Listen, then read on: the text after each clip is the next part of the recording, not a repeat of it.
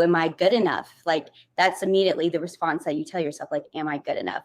But in the end, I always have to believe this is what gets me through those no's, is that like it wasn't the right yes for me. And I have a higher calling. Like there's something bigger for me out there. And I wasn't meant to have that yes in that moment. Or maybe I had to go learn another lesson along the way. If you're in your lowest of lows, your highest of highs is about to come. That's a fact. I heard Gary Vee. He would say, if I'm at the top, I know I'm gonna go down to the bottom eventually. Like I've never met an interesting person that had it easy. That's true.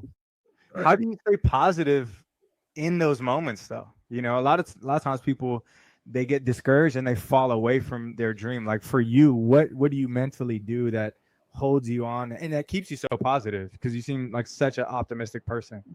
Yes, I have just a very, maybe it's a cheerleading personality, always cheery, always bubbly. I had a couple like roles and positions and internships. They would always call me, "Hey, Smiley, like you're always smiling."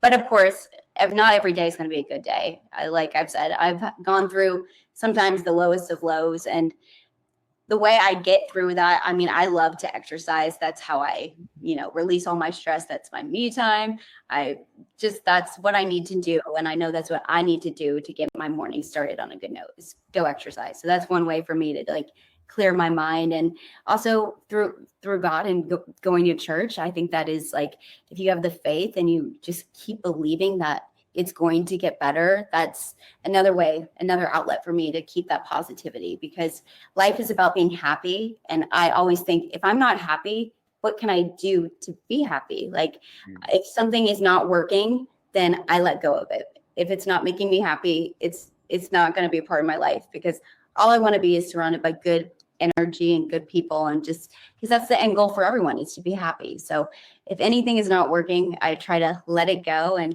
trust God and go to church and exercise are all three ways to get me to stress release and find that peace within.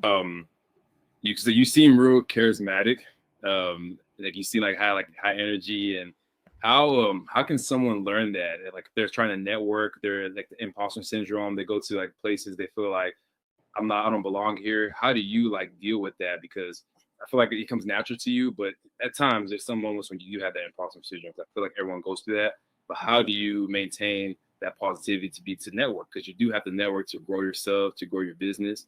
How do you, what are some tips that you do to get you out of that mindset and like, hey, I need to go and meet people? Right. Like anything, you got to practice. I've not always been like this bubbly, charismatic